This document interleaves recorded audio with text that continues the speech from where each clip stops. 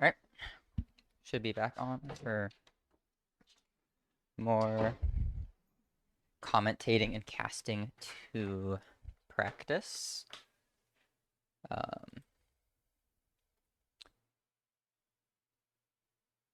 I will be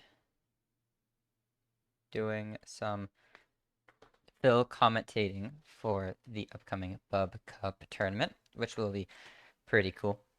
It'll be my first time casting a Deadlock tournament. So, yeah, should be exciting. And as I do when I do practice, let me look for a game that just has a low timer on it. I want to start early, like 7 to 6 or set to 5. I think I'd like to get a little earlier if I can find one. Steam friend this match. It doesn't matter, 31 minutes. Although it's probably Slidebug, unless that's like a custom with some people in it. Yep, that's Slidebug. Oh, dang, I saw one with 5 minutes. There's cool. 5 minutes. That sounds perfect.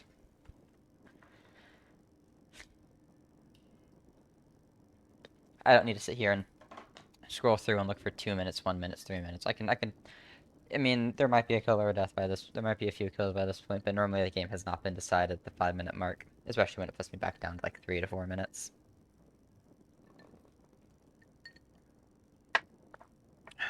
There are no pugs going on that I have seen,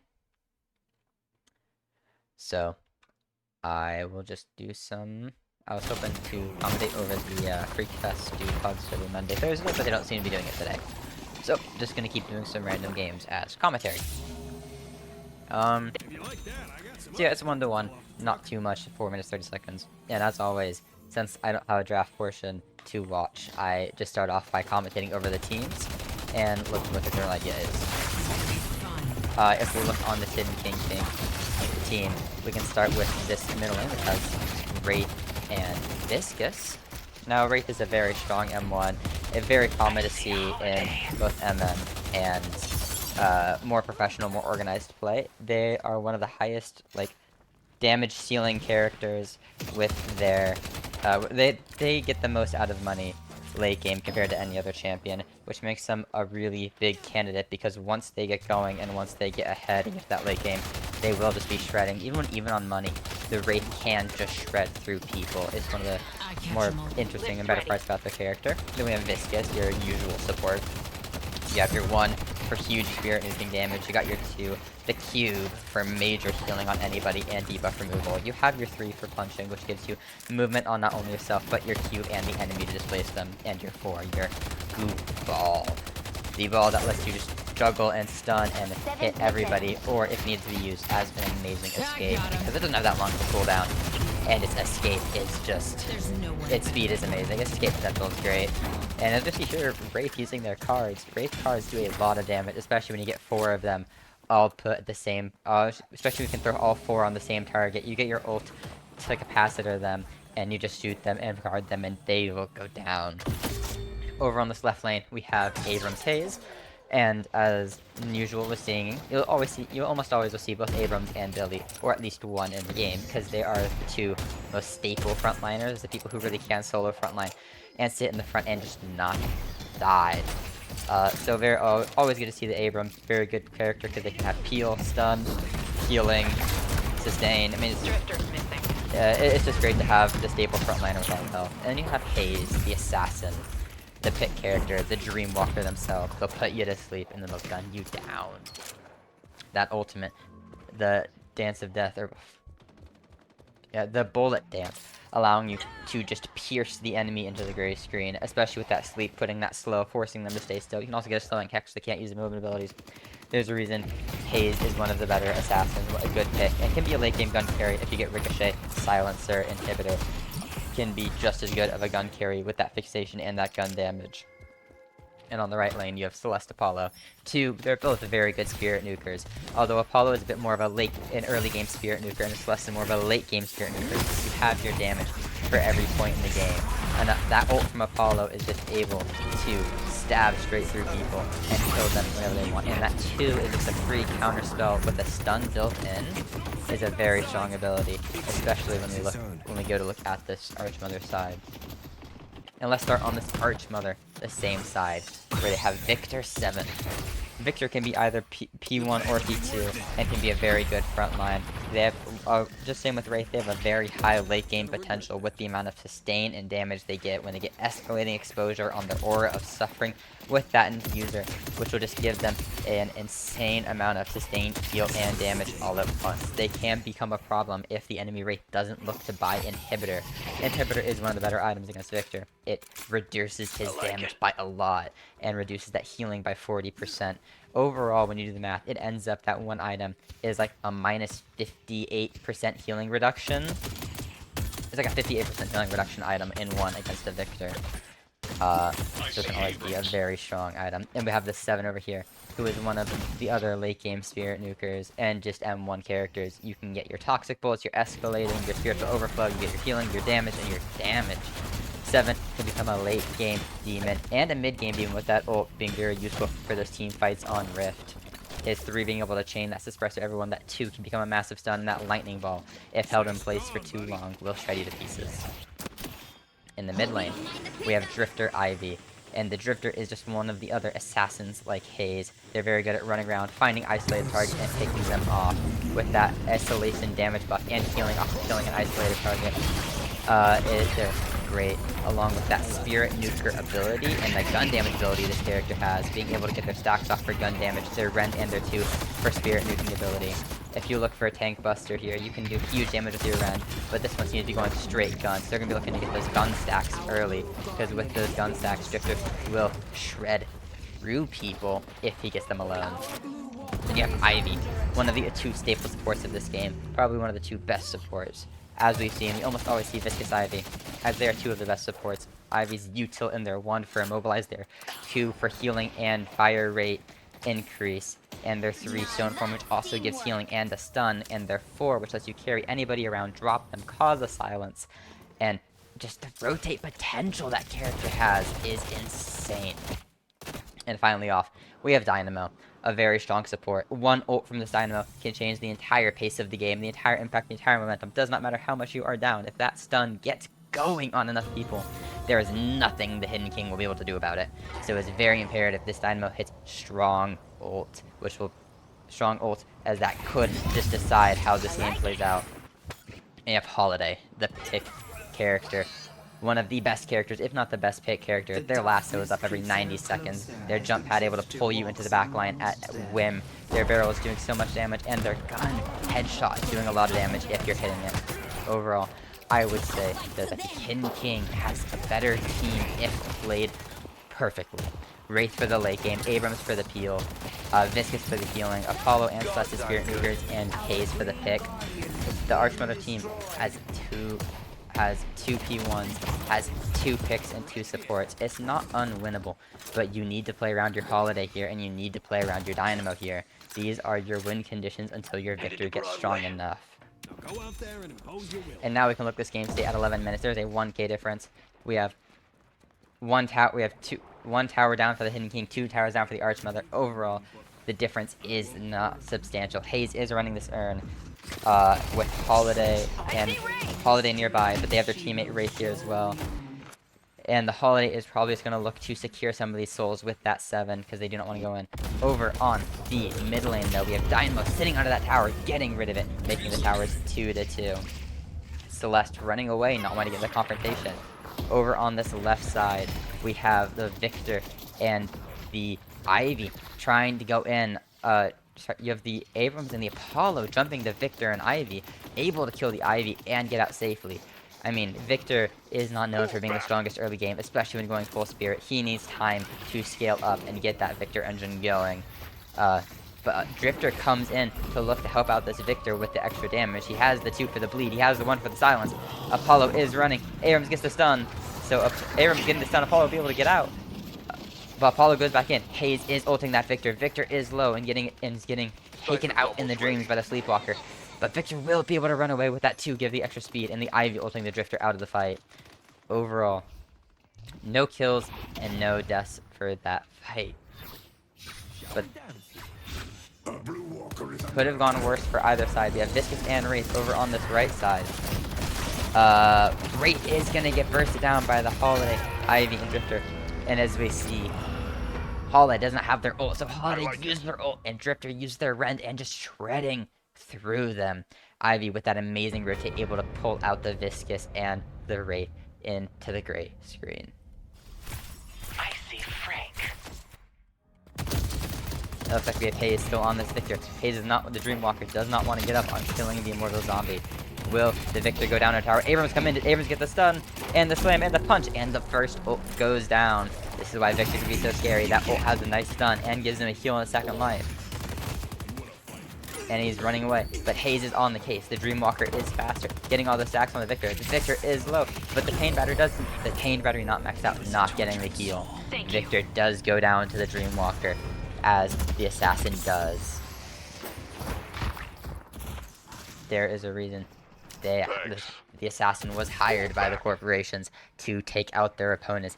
It is dirty work what they do in the Dream Realm, and it can be shown with what they do in the Ritual. Viscus looking to just take some enemy centers, looking for some camp, looking to make that space that their team desperately needs. Now, there's a 5k difference in the Archmother's favor.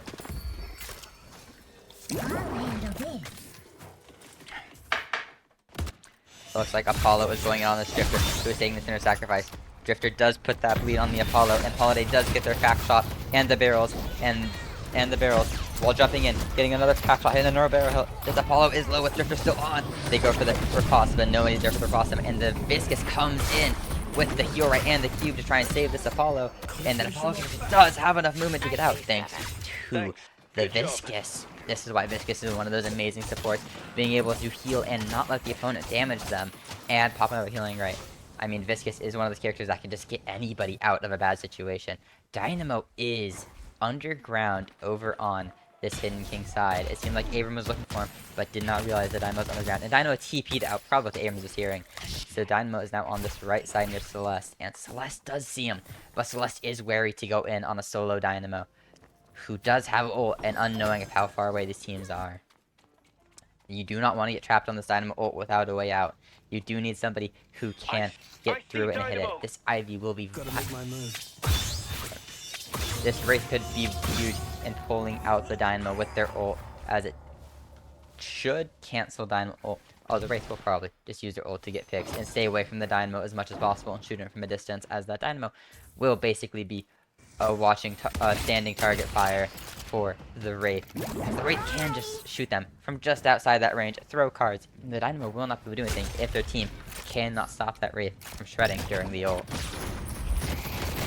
Oh, the Wraith is in 1v2, but they do have the Joker and the Heart card, but they don't use the Joker or the Heart card, not getting the healing. They need to stay alive.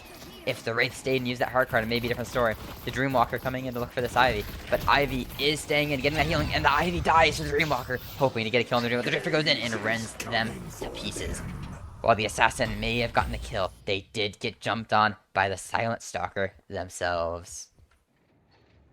And the Drifter TP's out to go to the other side, knowing that their team is not nearby, looking for the safest way out, even though the enemy team was not on them. Playing it safe and getting out, and the best way possible, is never the bad idea. The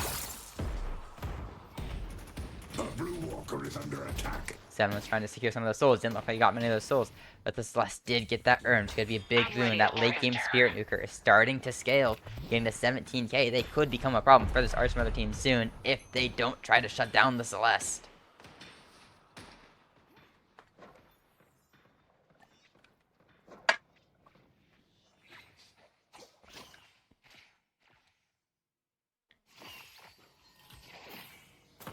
It looks like we have a slight skirmish between the Celeste and the Holiday, but the Celeste does not want to fight the Holiday, maybe fearing for that lasso coming in. Apollo having no such fear, also knowing the Dreamwalker and the Cube and the Goo Ball are nearby. Ivy coming in and ulting out the Holiday, making sure everything's safe, seeing that their Dynamo's in, and is ulting their Ivy around, looking for a way to get in. The Dynamo does get out. It seems like this skirmish will end up being nothing. No kills, no deaths, just some poking getting out. Except they see the Ivy leave! They see the Ivy on the other lane. They're looking for this Dynamo, knowing the Ivy's gone. But Dynamo does have their healing, does have their 2, and does have their stomp. Do they have enough damage to deal through this Dynamo before he can escape. It seems they're not, and Apollo is stuck in the Dynamo ult under, but Viscus has the rescue beam to save the Apollo out of the Dynamo ult under Walker. But Apollo goes back in, is low, but the Dynamo is also low. And Apollo seems it is in their best interest to just leave, not risking that Walker stop anymore. The Holiday went in to try and kill the Dreamwalker, and while it was a close battle between Haze, the Dreamwalker, and the Sheriff did come out on top, killing the assassin. And 7 with their stun and their 3 electrifying through that goo ball, as the Viscous goo must be a great conductor for 7 to shred through them like that. And while 7 is fighting Celeste, it seemed we had an Apollo in the middle of the Drifter, Ivy, and Dynamo. That is just not a favorable fight, even if that character can heal and do AoE damage as much as they like. It's just hard to go through the silence of the Drifter and the stun of the Ivy. There was no way out for the Prince of Ixia getting cut down in the middle of the battlefield. It seems like Ixia will need to find a new prince after that play. I see the gambler. It seems like they're dropping the Drifter on this Wraith. The Wraith does not have guard, but the Wraith does have ult. Ivy's in there too. And the Ivy and Victor get the shred. The Ren cutting the Gambler to pieces. The Gambler pushed too far forward and gambled with their life a little too much, falling to the Drifter. And Drifter is falling to follow as his namesake doing. Stalking his foe, looking for the kill, looking for a way to stab them without getting hurt himself. And he does not find the Apollo. The Viscous is low, and the Holiday getting the headshot, popping that head right off with that bounce pad. An amazing shot from the Holiday, and the bounce pad hitting the Abrams, causing that damage over time, while the Drifter keeps chasing him, using his ult to try and get out. That stun and that unstop. Wraith is there to help escort the Abrams to safety. That book was just able to drain enough life and give him enough distance to get him out. King's power is yours to wield. It's a good thing Abrams is using that book, because that book is saving his life. 7 looks to be fending off a 2v1. Apollo and Celeste are looking for this Walker, but do not want to push too far into a 7 under Walker, knowing that ult can shred through them in an instant. The electricity is too strong to want to dive under Walker, especially when he's at 23k.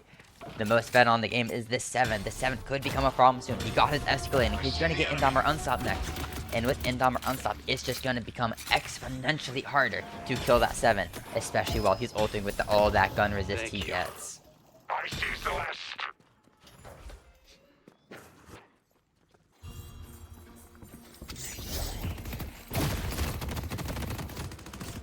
Drifter's trying to run the urn. But the Prince, the Detective, and the Dreamwalker are looking for the urn. Drifter ulting to get vision on the enemy and get out, because Drifter gets to run at Mach 10. Look at that speedy man. Ivy using their stone form to try and get out, using their immobilize. They just have to live a little bit longer until their fly is up, but does the Italian still fall? It does kill them.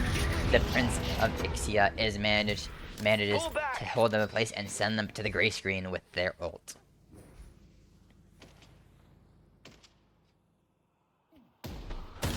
And after all that, Drifter still has the Rift, is looking to pause this Rift, but there is a Viscous and a Wraith here. This could be a very sticky situation for this Drifter.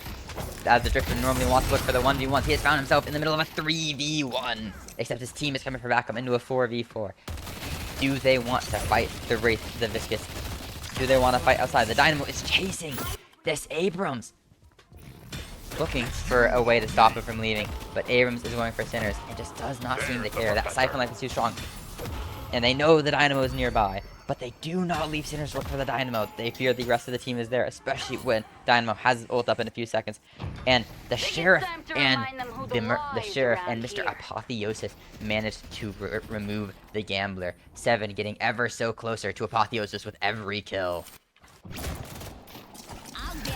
Ivy and Drifter seem to be on this Viscous, who they seem to be going pretty far, and managed to kill the Goo Ball. While that Viscous subs into the Q, managed to keep him safe without the movement abilities from Ivy shutting down with the Capacitor and the silence from Drifter. The Goo Ball just does not have enough goo to stay protected, and the assassin gets away with it. And it seems like the Archmother, being up, 3 people are going for this mid boss. Around this 22-minute mark is when we know. We all know is that around the 22-minute mark is when is where the battle of the rest of the game is decided. The enemy team going in, but Dynamo having their ult up and knowing that the enemy team is going to come in, running their ult, and they get the Celeste, making it so it is now a 5v6, but the Archmother has 3 rejuice, making this more like a 5v9 when the haze comes up. Abram's going in, looking for a reach off, but the silence and the gun damage from this Drifter at 39 stacks and Burst Fire Intoxicate weighted is just too much for the Devil to get to shield Abram out of this situation. And the Goo Ball gets shut down by the Drifter, rending through him and cutting Goo Ball to the gray screen. Ivy looking to ult this Drifter all the way into the base. The Sheriff was able to kill the Gambler. Maybe the Gambler's been caught too many deaths and the Sheriff needs to get rid of him. Ultimately though, they were trying to go into that base. Wraith was trying to force a base race, but was not able to escape the grasp of the law. They're up 2 people and they still have 2 rejuves. They could be looking for a shrine here. Apollo looking to get a rejuve out of this with Antonio Lasaw. Able to take out Victor, but Victor does not pop a rejuve, just his ult. Not the person you want to kill right now. Not the person that might be the highest priority, because he has 3 lives in this fight with those rejuves. And the Rend pulling straight through Abrams. We have seen this Drifter has been a late game menace with this gun damage, able to slice and dice and rend and shoot through everybody. As the Drifter's namesake and as his lore implies, he is a ruthless killer, able to kill anyone in the dark.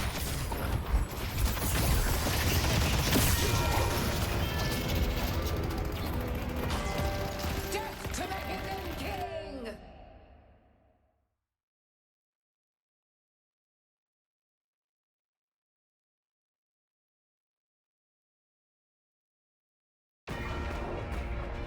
Sorry about that interruption.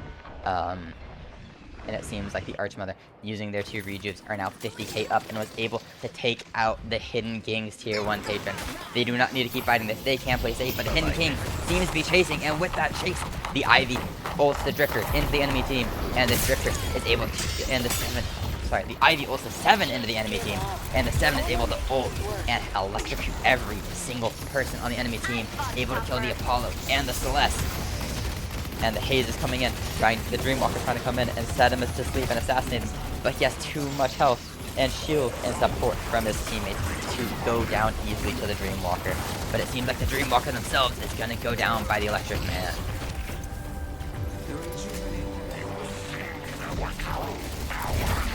And 7 puts a stun on the Detective, but the Detective is running away, and 7 manages to kill the patron. Mr. Apotheosis may have reached Apotheosis during that game, or however close the patron is willing to put him towards it.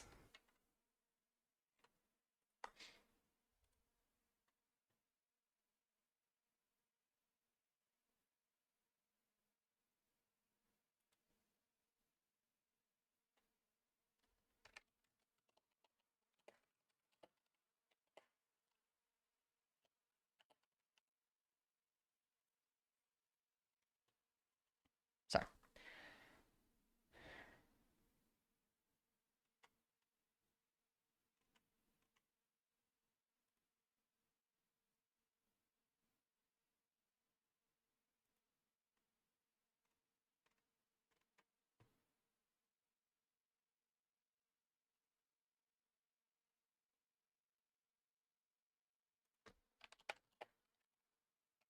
Alright.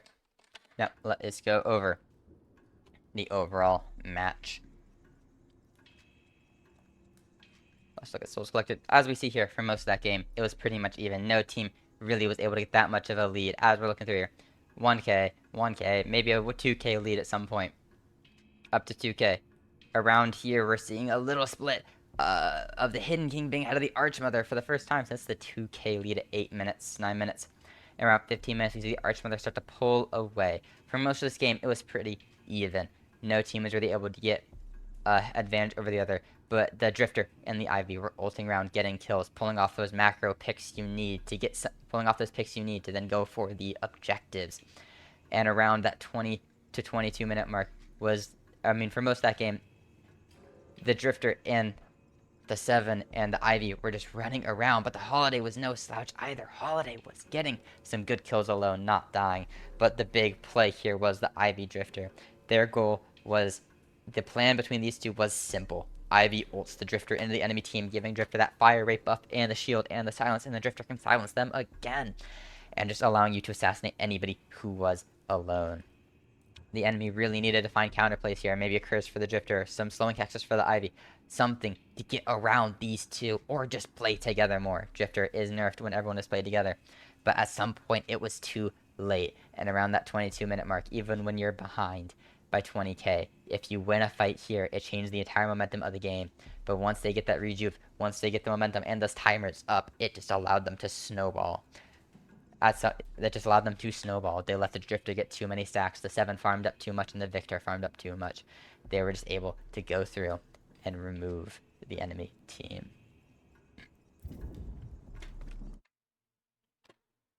So I guess it's time to find a new game to watch.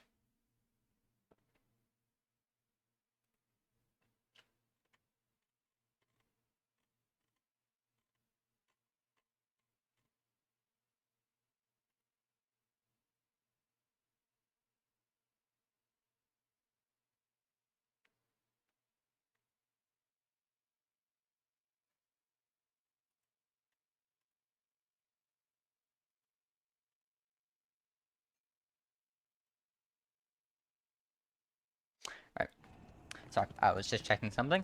I am good to now look for another game to watch. Let's start off with the front page. These are normally the higher E6 games. Normally the show matches, the ones people want to watch.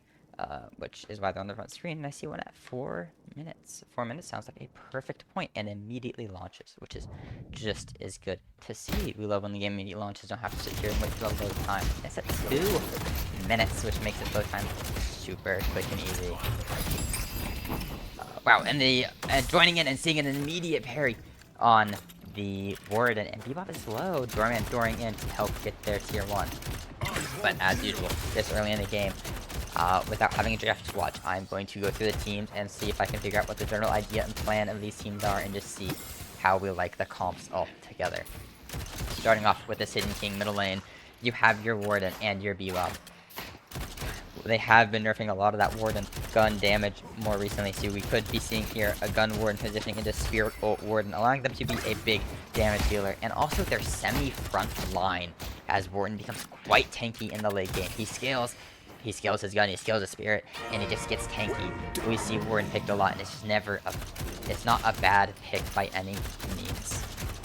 Then you have Bebop, one of the staple picks. You have that hook, being able to displace anybody in the enemy team straight into your team, and you have that punch to push them back even further. There's a reason this pick hero is constantly picked in higher teams, because even if the enemy team is playing together, you can pull somebody out and kill them before the rest of the team is there to save them, even if it's just across the lane. Pocket, one of the tempo Spirit nukers. Pocket gets active early game with their cloak damage, their 1 damage, and their suitcase damage. It is a lot of damage they can get early with this Pocket. So you are going to be looking for this Pocket to get up and active early. They want to be ulting, they want to be 1-ing, they want to be 2-ing, they want to be looking for these kills in the early game, where Pocket is most critical. Because once you get to the late game, it is more important that he presses his ult than any of his other abilities, as we've seen. At some point, his damage for the rest of the abilities kind of falls off, and you need to look for those team fights and team impact ults, but it does rely on your teammates to do a lot of the heavy lifting late game. Dynamo, a staple support. Their rejuvenating aura, rejuvenating aura is able to heal him and everybody around him while giving him a speed boost. His stomp is able to immobilize enemies for a short period of time and deal massive damage, especially in this early game. And then you have his 2, which lets him pull him and his teammates out of harm's way. And he gets parried by the Drifter, and Drifter runs in melee, and he gets his Stalker's Mark on him, and teleports to him, and he uses his 2 to get out. As we see, it makes him immune to damage. It's not the furthest range, but it can be good to get around stuns and ults. Stay strong, buddy. Then you have Vindicta, one of the gun carry who can really start scaling if you don't pay attention. Therefore, it gives them plus 6% gun damage for every ult they hit that ends up in a kill for their team within 3 seconds of the kill happening. which lets you just start stacking and stacking gun damage, sort of how a drifter can. And if you're not, and once they upgrade their ult even higher, it's 10%. So you have their flight doing their spirit damage and their gun damage at the same time, really buffing how much damage Vindicta does. Therefore, and Mina having the rake as an execute and on such a low cooldown timer can be hit. And on minions heals them for each thing it killed. Minions killed, enemy killed, camp killed. Rake is healing and executing. And you have the love bites, the main part of their kit. The big spirit damage. If you hit a bunch of shots on somebody, it procs love bites, which is a big burst of damage. As we just saw there, when they bursted out Mo and Krill and then raked them, getting the big damage and getting the execute, and then they have Nox Nostra. That ult, which silences and pulls up their love bites. So you get love bites procs and Nox Nostra procs, which do current health damage? Current health damage and max level. So they will just start shredding through their opponent with their love bites and their current health damage. It's a good day. Then on the Archmother team, you have Viper, a tempo M1, someone whose damage is insane early, and as long as you're getting kills, their damage will keep up and keep stacking as that game goes on, as they buy items. And the Drifter, who as they get kills, doesn't even need to build gun damage, they just get free gun damage for kills they get that are isolated. That plus 3% can really stack up if you're building Tank Buster, Spirit Snatch, and Spirit Sap. You have a huge amount of spirit damage for that Drifter, and it makes them really hard to play around as Rendinus too. But then he also gets the gun damage, making him a hybrid menace. You have Victor, who is a late game tank frontliner and position 1 damage dealer. They do it all if they're ahead. The only issue for Victor is anti-heal. He is a big anti-heal unless you're playing specifically for Refresher ult. Even while having anti-heal, you can get up to 3 ults on this Victor, and with Rejuve, make it 4 at that point, and he will just not go down. Then you have the Doorman, who is an amazing spirit nuker, with their Bell doing an insane amount of damage, their Cart having a stun and insane amount of damage, their 2 for easy getaway, and the Hotel Guest locking them in the Baroness, making it so they cannot leave.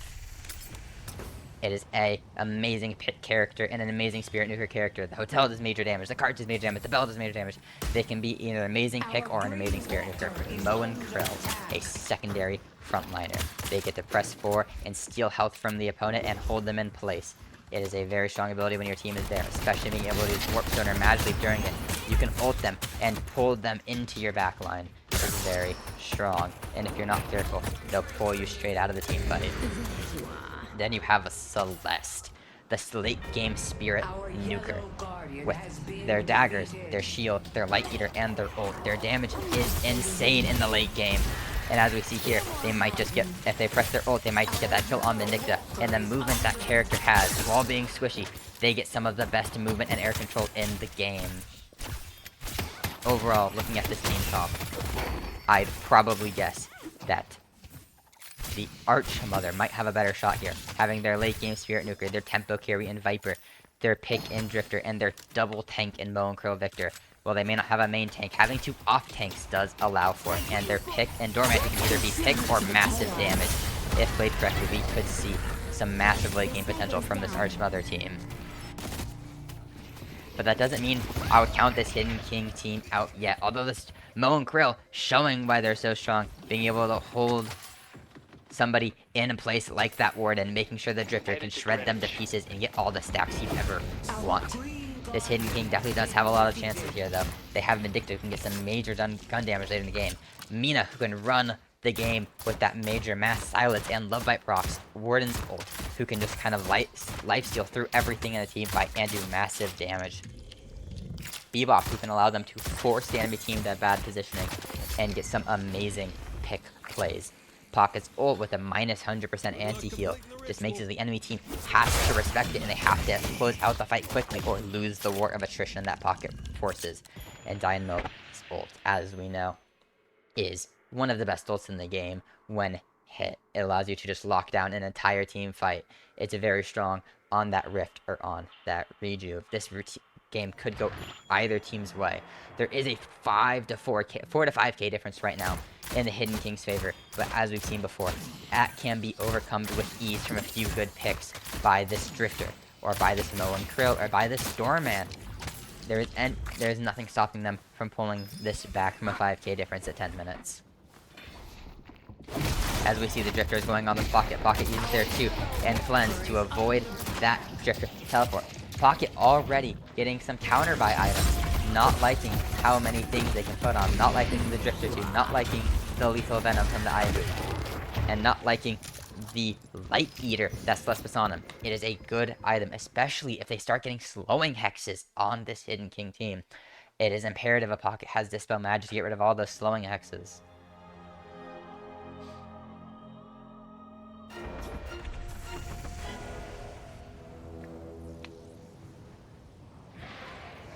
As we're looking at that, we see a Bebop. We see a huge fight at mid. Bebop ulting to try and take it, but Drifter using the advantage of that ult to get a heavy melee off. Drifter teleports onto that Bebop. Bebop is low, but is going to manage to get away from the Drifter. Drifter not wanting to stand in the line of sight of this Vindicta. Vindicta can start shredding people at a moment's notice.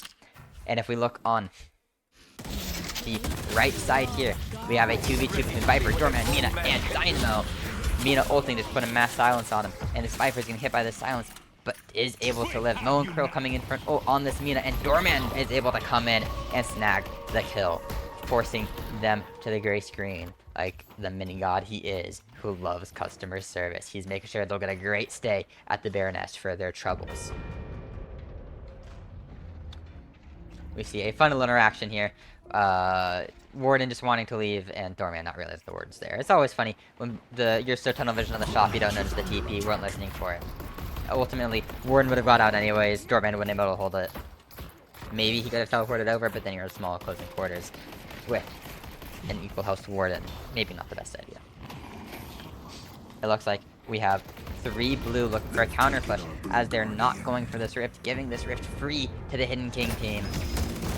Instead, we have Drifter, Viper, and Moen Krill looking for a push, but the Hidden King, seeing that they are not coming to the rift, sends over 2 people to hold down the walker, ultimately a losing trade for the Archmother side. You're never if you want to look for something, it needs to be a walker for the rift. It cannot be a Guardian. Guardians do not give the same amount of money Rift does. With the minions and the pressure it gives, it's just not it's not a worthwhile trade. And that can be shown out to 7k difference instead of a 5k difference. Temper your spirit. Our blue walker is It really might come down here right now. The Hidden King is just being more active. We can see on the map all this space being controlled, pushing forward and looking for fights as a team on all these fights. While you have your people who need to be farming are farming, like your Pocket and Mina.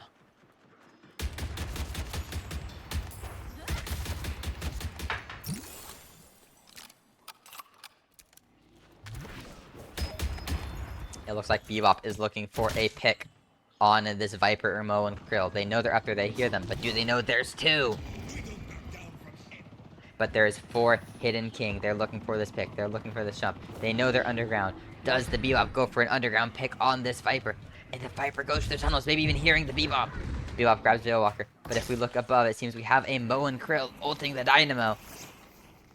But it gets held down to the ground, not able to get a kill for either side. Moen Krill not having the team he thought was there, and Dynamo able to get out freely with the cover that Vin is giving with their suppressive fire from their flight.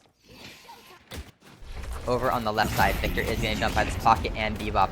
Bebop ended up is getting a pick after pulling out, and they managed to grab the Victor ult. While Victor does get to roam free, that ult is down for 4 minutes, meaning this Victor is either going to have to pull off a team fight against a Pocket with ult without his ult, or he's gonna fall.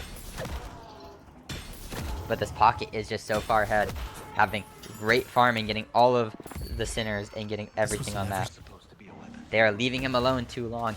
Mina is low, and the Drifter coming in for the Mina, running the Mina, and sending the Mina back to the gray screen as the Stalker does, getting that kill. You have Viper on the side, shooting him down with that lethal venom, and Moen Krill also on the side, but Moen Krill does not have a way to ult him out of the sky, nor does Moen Krill have ult, and you have Warden coming in with ult for that Moen Krill, Viper, and Doorman. And it seems like Dynamo is in the Baroness.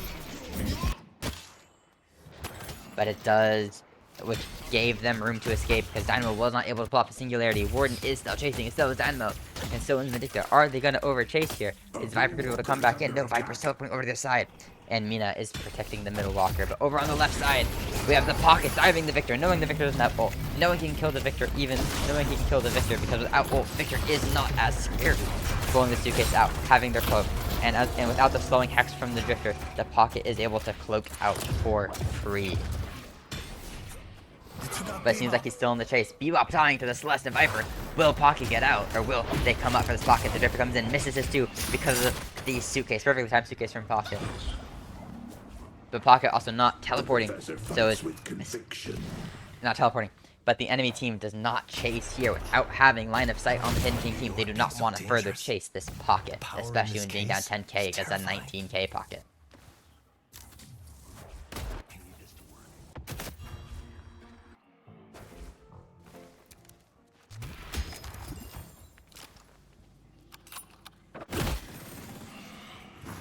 It looks like the Drifter and Viper are still trying to contest this Pocket, but without his ult, it will be hard for Pocket to continue fighting this. But he does come in with his Suitcase, getting his full procs on him, getting that Suitcase, getting the Suitcase and the Cloak Explosion, killing the Drifter. Thanks so much. The future president of Fairfax is doing his company proud, taking out the Drifter, the assassin, the person who will rend everybody to pieces. And the Doorman missing their bells, missing their cards. Pocket able to live on 200 HP, and they managed to take out the Doorman. The Mina using the bats and sucking the blood of that Doorman all the way back to the gray screen. It looks like Mina is looking for this walker, but Drifter comes in and teleports over to the Bebop, and Mina comes in and ults the Drifter, causing a silence, causing the Love Bite proc, and they will go down to the Execute.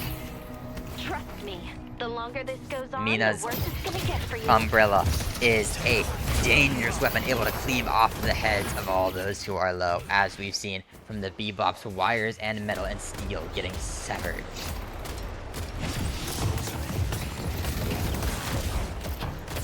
We have Pocket jumping on this low Viper, using the cloak, using the Suitcase, missing the cloak, getting carded all the way in the back of Walker. Viper is pulling. They do not have Suitcase up. They have Suitcase up now. They have Affliction. They do have their 1 and Suitcase. They are looking to get a 2 out. They 2 back in, and they are not able to kill the Celeste. But the Dynamo comes in, kills the Doorman, kills the Celeste. The Fat Man doesn't even need to release their black hole to kill them. He just has the stomp and the damage without it. All thanks, though, to that Pocket's amazing Afflict, able to stop them from healing, giving Dynamo the chance to run through them.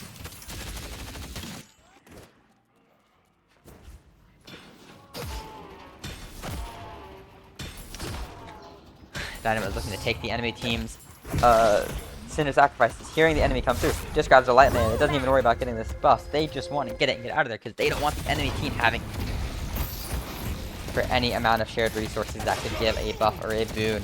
It is always better to make sure nobody gets it than to have somebody on the enemy team gets it. And the Bebop comes in and blows the Moan Krill to smithereens. And Celeste, using their movement, using their daggers, and using their lightning, was able to pull the Vindicta out of the sky and ground them permanently to death in the gray screen.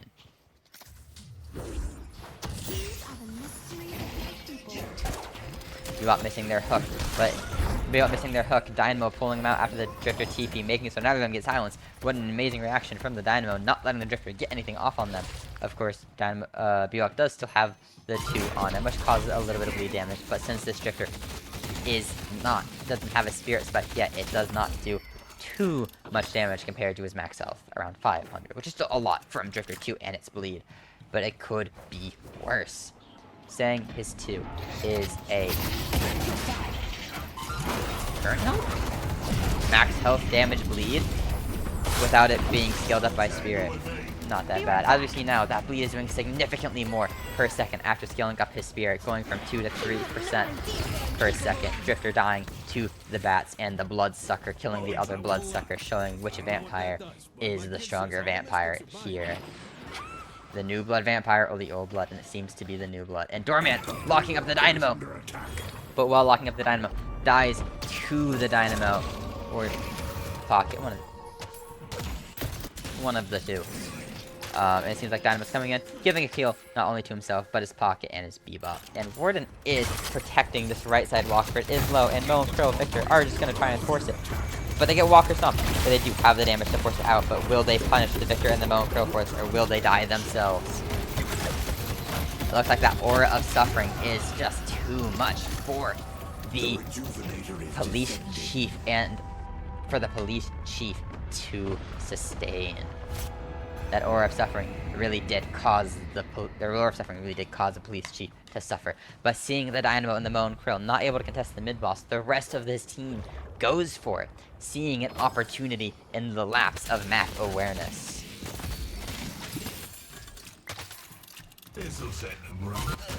And it seems like we have Pocket on top of this Doorman with Ern. Sorry. Time to be clever. Are you actually going to drop me off? We got paste. I love it. We can pick up the pace a little. It's not an hourly rate. And it seems like Pocket is just looking to deliver that Ern, while the Warden and Dynamo seem to be looking for a pick, but have decided not to go for it. Although Dynamo might still be looking for it a little, maybe a little pushed up, and knowing where his team is and seeing some of the enemies, he sees the Doorman, knowing the Doorman could soon have ult, does not want to risk the chance of getting ulted and the rest of the team collapsing.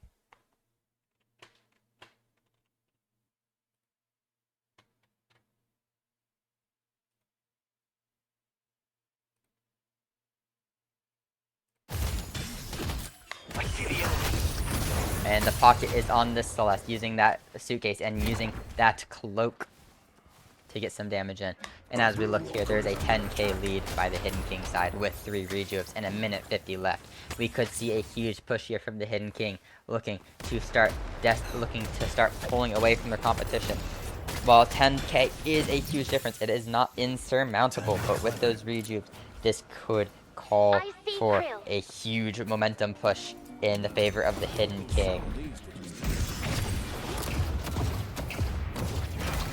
The Hidden King does not need a frontliner like this Mo and Krill, or like this Victor, if they can just have the damage to outpush everybody. And as we see, the Doorman goes down to the Hidden King team. Looks like they're just going to give the Walker, instead of giving more kills and the Walker, knowing that they still have 3 rejuves, but only around 45 seconds left of them. Hidden King looks to be going for the second Walker, and with this Walker having more health and having the resist, they seem to be a bit more zealous, looking for these picks and looking to protect this Walker. They do not want both Walkers to go down, but they also want more teammates to die, and the Drifter goes down to the Pocket. The Fairfax leader is able to pull him out, and the Dynamo goes for an ult, killing the Viper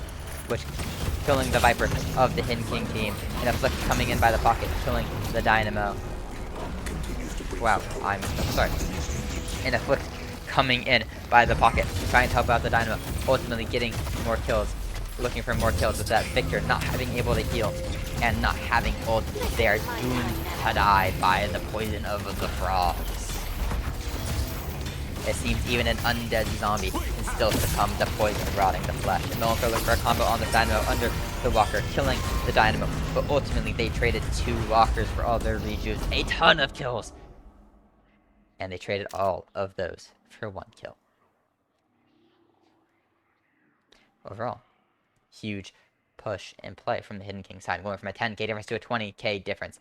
Now, they just have to maintain their lead and not make any bad plays. There still is 3 minutes before the next mid-boss, and there could be a rift coming up soon.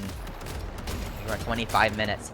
That could change the pace if they fight with the Archmother having all the resists. Ultimately, though, the Archmother is looking for picks just the same as the Hidden King is, but the Hidden King's Pocket might be out of their league, getting jumped by everybody, but they do have their cloak and they do have their suitcase. But the Bell coming in and the Viper coming in, but they do not get their lethal venom off, but they do die anyways to the Archmother team. This Pocket is a lot of their money, which is a big kill, and this Victor does have a lot of healing, but that silence on the Victor and the Love Bites and the max health damage is just going to shred through that Victor's health bar like it's butter.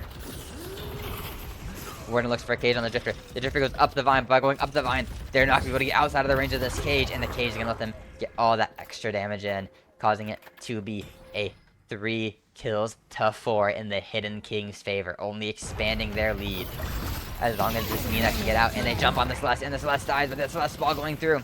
And the Celeste ball separates them. Viper goes in on this Warden, and Viper is gonna kill. The Celeste ball is gonna kill the Warden, bouncing on that Warden all the way, sending him to the gray screen. The Sturgis ball seems to be doing its magic trick on that Warden's health bar.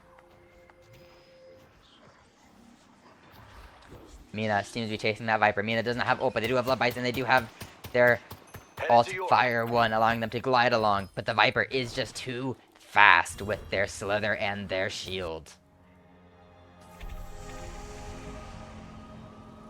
The Hidden King must be going for this Erd, and the Archbrother seems to be getting rid of the last Guardian the Hidden King has. Not happy, they still have it up in a place to buy outside of the Seeker shots. Bioff is able to pull the Moe and Krill out of the Doorman door, which is so bad for the Moe and Krill. Getting pulled out of that door is salvation, and Doorman had to close the door to try and live himself. But it seems like the enemy team was already on top of the Doorman door's exit, and was able to pull the Doorman door back to the gray screen. While he may be a mini patron in lore, he does not seem to be a mini patron in this game.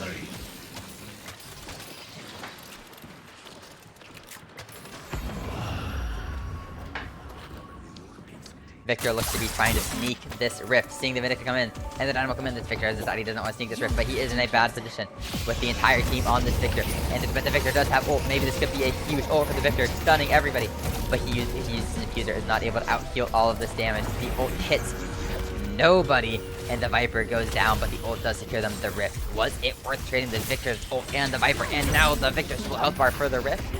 Maybe not, and the Drifter. But the Celeste ball is going through. Is the Celeste ball going to kill anybody? It gets the Pocket down to 184 HP. The Pocket is low, but he healed from his cloak, from the minions, and from the Dispel Magic, and Pocket is gonna live A-okay. Bebop and Dynamo on the Celeste, able to pull out the Celeste. Thanks for your help. And while they may have gotten the rift, they lost everything for it. And with all that, mid-boss is up in 3 seconds, as this Hidden King now is perfect prio for this mid-boss. With their lowest cooldown being 17 seconds, Doorman does not have a way to pull them all out without that Vortex up card, and Moe and Krill cannot out-sustain that many people. And he especially can't use ult on one person. Are they going to go for a hero play there? It looks like this Moe and Krill is going to go for a hero play. Will he get it? Will he get the massive parries? Will he get the crystals? Or is he going to fall to this Vindicta who's staying out of the pit? And this Bebop who's coming to chase the Bebop, and with the Torment Pulse from the Moe and Krill giving him away that he's there. The Bebop would have ran through anyways, but just a little bit sooner. Moe and Krill could have started leaving when he saw the Bebop, but instead he gets given away by his Torment Pulse. The Petrify coming in, trying to save the Moe and Krill, but is not able to save the Moe and Krill even with that many Petrify hits. And now it is 1 down into a 5v6, but it is more of a 9v5 in the Hidden King's favor.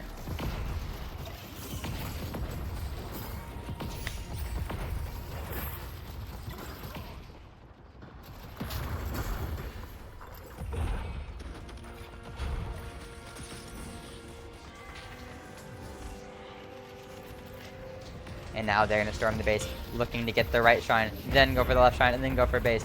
They do have the 40k lead, 30k lead here on the Hidden King with 3 rejuves. But the Vindicta is low, and the Vindicta is going to lose a rejuve, and the Celeste ball is jumping. And the Dynamo ults, but only hitting one person. The Bebop is ulting, and the Drifter will die to the Dynamo ult, and the Viper died somewhere to this Hidden King team. And now they're going for that second shrine with the Vindicta and the Warden shredding through that shrine like there's no tomorrow. And Dynamo using their 2 to masterfully dodge that curse by the shrine. And the Archmother's tier 1 will fall with 2 rejuves up 40k. Are they going to stay? And Bebop gets the massive hook on the Celeste. And on the Celeste, and then you have the Mina ulting, so they cannot leave. That was a masterful hook from the Bebop. Exactly what you want to see from the pit character of your team. And as this game comes to a close with the Hidden King with the Affliction coming through, and the Moe and Krill dying, and the Victor going down. And only one rejuve is left, but it is now a 6v3 with no rejuve, and the Viper goes down, and the Drifter goes down, and they are gonna look to end off the Archmother here. Thank you. Good job. While the Hidden King may have not had a tank in the traditional sense, they said screw the tank, screw the front line. We have the damage, we have the mobility, and we have the macro. There was no need for them to have a tank when they had the amazing macro allowing them to run through the enemy team. Ultimately, over the course of this game, we saw that in laning phase, it ended pretty even. We had maybe a 3k difference, not insurmountable. Even by 10 minutes, at 10 minutes, it was a 5k difference. It's not insurmountable yet. But as the game kept going on, we just had these picks and little plays from this pocket and from the Dino and from the Mina and from the Mina, looking for these little picks here and there until around the 15-minute mark. The Warden was defending from the Mo and Krill, and it was the Mo and Krill and somebody else, and they saw that. They saw the two people out here. They saw them not able to contest, so the Hidden King said, let's go for this mid boss. We know they're not going to be there to contest in time. We have Dynamo ult, and they cannot contest. There's nothing we will not lose by going for it, looking for these big macro plays at the high level. And they pull it off. Nobody was able to get there. Too focused on the walkers, too focused on the Warden, that they get the rejuve, and from there, they are able to build their lead, pushing for walkers, pushing for base guardians, and eventually, they get another pick. After everything was said and done in that main rejuve fight, they get a pick on the Viper, and everybody starts falling after that pick, and you had 3, and then you only had the Mo, Krill, and the Doorman up for that second mid-boss, which Mo and Krill was going to attempt to make a hero play, but got caught out by his Torment Pulse, giving him away to the Bebop. And with all that said and done, the Hidden King were able to get that second rejuve crystal, and all they had to do was close out the game. They staggered the opponents, they made sure they couldn't respawn in time, and at the end of the game, they just used their superior money and their rejuves to throw their weight at the enemy team, which is sometimes what you just gotta do.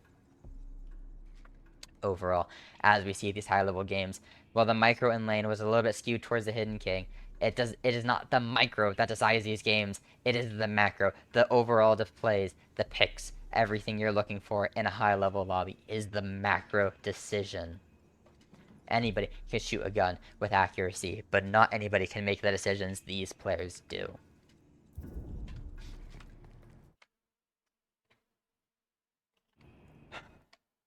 Overall, a good game to watch. And with that, I've gone through 2 games today, which is a comfortable amount to do on a normal day, and I think I'm going to end stream here. I will be back on tomorrow to do more casting to nobody.